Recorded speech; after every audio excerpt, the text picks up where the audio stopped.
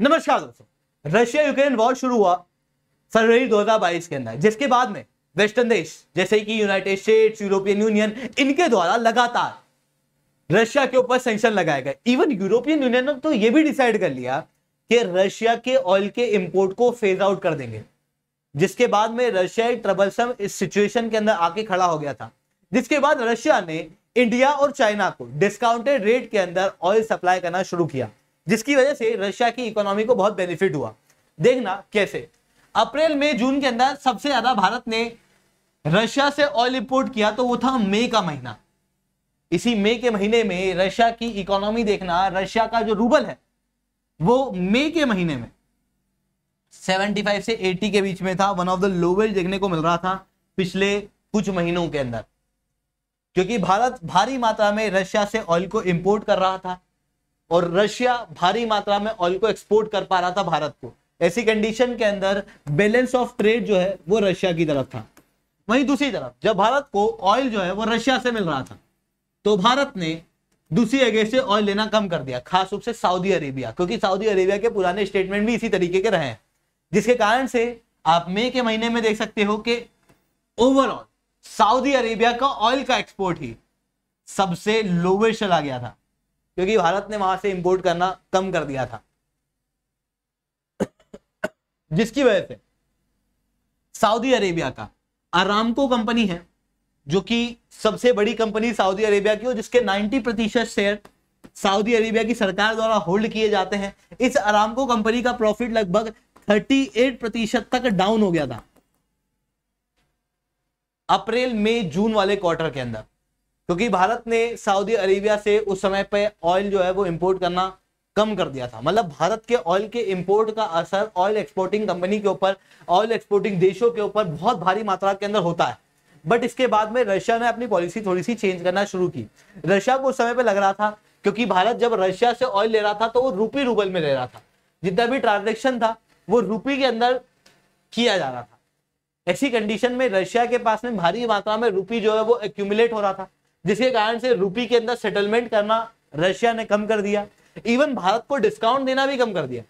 एक समय जुलाई के अंदर तो ऐसा आ गया था कि केवल $4 तक का ही डिस्काउंट जो है वो रशिया द्वारा दिया जा रहा था।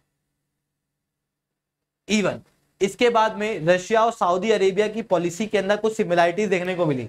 ओपीसी कंट्रीज ने डिसाइड किया, क्योंकि ऑब्वियसली सऊदी अरेबिया का प्रॉफिट जो है वो कम हो रहा था। सऊदी अरेबिया ने सोचा प्रॉफिट बढ़ाना पड़ेगा। प्रॉफिट बढ़ाने के लिए क्या करें, तो एक काम करते हैं, ऑयल के प्राइसेस को बढ़ा देते हैं। ऑयल के प्राइसेस को बढ़ाने के लिए क्या करें, एक काम करते हैं, ओपीसी कंट्री के द्वारा ऑयल के सप्लाई को ही कम कर देते हैं, जिसके कारण से सऊदी अरेबिया ने अकेले ने 1 मिलियन प्रति बैरल प्रतिदिन का जुलाई से ऑयल को प्रोड्यूस करना कम कर दिया, ताकि मार्केट के अंदर शॉर्टेज हो जाए और इंटरनेशनल लेवल पे क्रूड ऑयल के प्राइसेस बढ़ जाएं। और जब क्रूड ऑयल के प्राइस बढ़े तो अपने आप सऊदी अरेबिया का प्रॉफिट जो है बढ़ जाए। इसी चीज को फॉलो किया रशिया ने। रशिया ने भी 500,000 बैरल प्रतिदिन का ऑयल एक्सपोर्ट अगस्त से कम करना शुरू कर दिया, जिसके कारण से इंटरनेशनल लेवल पे रशिया के ऑयल के प्राइसेस भी बढ़ने लगे। इवन $60 प्रति बैरल के ऊपर चले गए। और क्योंकि $60 प्रति बैरल ये वो प्राइस लिमिट है जो कि सेट की गई है G7 देशों द्वारा, इसके भी ऊपर चले गए। अभी तक इससे कम प्राइस के अंदर मिल रहा था, जिसके कारण से भारत जो है वो भारी मात्रा में रशिया से ऑयल इंपोर्ट कर रहा था। जिसके बाद में क्योंकि रशिया का ऑयल जो है महंगा होने लगा, इसकी वजह से भारत ने रशिया से ऑयल के इंपोर्ट को कम कर दिया। आप देख सकते हो इस बार जो रशिया से ऑयल का इंपोर्ट हुआ है वो लगभग 9 महीने में सबसे कम हुआ, जिसका असर रशिया की इकोनॉमी के ऊपर डायरेक्ट देखने को मिल सकता है। इवन भारत ने ओवरऑल रूप से ऑयल के इंपोर्ट को कम किया है। रशिया के ऑयल के इंपोर्ट लगभग 5.7% तक भारत ने कम कर दिए हैं। सऊदी अरेबिया से 26% तक ऑयल कम लिया है इस बार भारत ने। और इवन आने वाले समय में अगस्त सितंबर के महीने में भारत का ऑयल का इंपोर्ट और ज्यादा कम होगा, क्योंकि एक तो इंटरनेशनल लेवल पे ऑयल के प्राइसेस बढ़ रहे हैं, दूसरी तरफ मॉनसून का सीजन चल रहा है। और मॉनसून के सीजन के अंदर जो रिफाइनरीज हैं भारत की, वो रिफाइनरीज अपने आप को ठीक कर रही हैं, मेंटेन कर रही हैं। उस बीच में उनके द्वारा जो ऑयल कंज्यूम किया जाता है वो कम है। ऐसी कंडीशन में डायरेक्ट इसका असर रशिया की इकोनॉमी के ऊपर रेप्लिकेट होता हुआ दिखाई दे रहा है। मैंने बताया था मई के महीने में रशिया की इकोनॉमी स्ट्रांग हो रही थी, तो अभी आप देख सकते हो रशिया की इकोनॉमी वीक होती हुई दिखाई दे रही है। रूबल 90 से 100 के बीच में ही ट्रेवल कर रहा है, क्योंकि करंट अकाउंट डेफिसिट जो है वो बढ़ रहा है, क्योंकि बैलेंस ऑफ ट्रेड रशिया के फेवर में नहीं रह रहा, और इवन सैंक्शन के इंपैक्ट जो है वो रशिया के ऊपर पड़ते हुए दिखाई दे रहे हैं, क्योंकि भारत ने ऑब्वियसली ऑयल का इंपोर्ट रशिया और सऊदी अरेबिया से करना कम कर दिया, क्योंकि इनके ऑयल के प्राइसेस जो है बढ़ने लगे थे।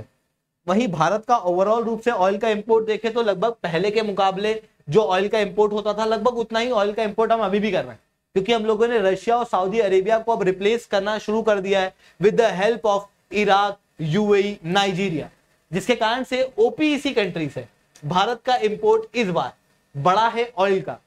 पर वहीं ओपीईसी के अंदर सऊदी अरेबिया से लगभग 26% तक ऑयल का इंपोर्ट हम लोगों ने कम किया है।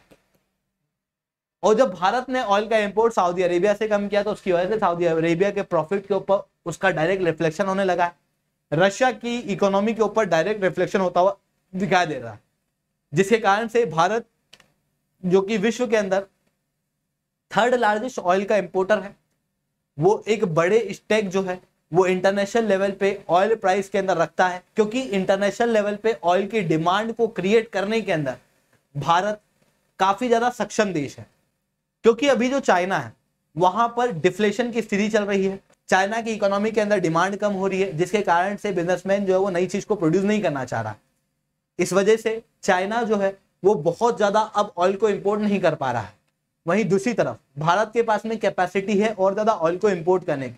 ऐसी कंडीशन में भारत के स्टैक्स जो है वो इंटरनेशनल लेवल पे बहुत ज्यादा इंपॉर्टेंट होते जाएंगे, क्योंकि ऑयल के इंपोर्ट के अंदर भारत एक बहुत बड़ा देश देखने को मिलता है, क्योंकि 80% तक भारत की ऑयल की डिमांड इंपोर्ट से पूरी होती है।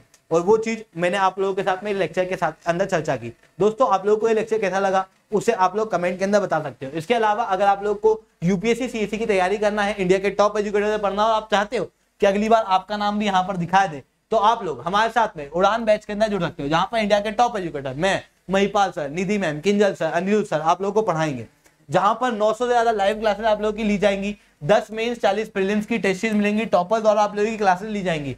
ये सब कुछ आपको 8,420 के अंदर पड़ेगा। एसआरसी 10 कोड का यूज करने के बाद में आपको 20% तक का डिस्काउंट और मेरे द्वारा वन-ऑन-वन मेंटरशिप मिलेगी।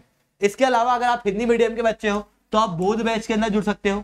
याद रखना उड़ान और बोध की लास्ट बैच 31 अगस्त तक होने वाली है। 1 सितंबर से जो बैच होगी वो हमारी लास्ट बैच है, तो अगर आपको एनरोलमेंट करना है तो आप 31 अगस्त के पहले पहले कर सकते हो। इसके अलावा अगर आप लोगों को ऑप्शनल बैच के अंदर जुड़ना है तो आप लोग पीएसआई या ज्योग्राफी, हिस्ट्री और एंथ्रोपोलॉजी ऑप्शनल के अंदर जुड़ सकते हो। इसके प्राइस भी 8,420 है। जीएस और ऑप्शनल के कॉम्बो को लेना है तो वो भी आप ले सकते हो, आपके सामने प्राइस जो है वो अवेलेबल है। याद रखना अभी जो बैचेस चल रही हैं ये लास्ट बैच है, मतलब 31 अगस्त के बाद में हम लोग एनरोलमेंट नहीं लेने वाले हैं किसी और नई बैच के जरिए, ठीक है। इसके अलावा अगर आप लोगों को ऐसा है कि यार आने वाले 2 साल के अंदर एनसीईआरटी की बैच, अभी जो उड़ान बैच चल रही है, ऑप्शनल के सारे कोर्सेज जो चल रहे हैं, जितने भी टेस्ट वगैरह हैं, जितनी भी क्लासेज हैं, जितनी भी पुरानी क्लासेज ली गई हैं, क्रैश कोर्स हैं, वो सारे अगले 2 साल तक आपको एक्सेस रहे हैं, तो आप लोग पाथफाइंडर पास के जरिए हमारे साथ में जुड़ सकते हो, जो कि 19,999 के अंदर पड़ेगा।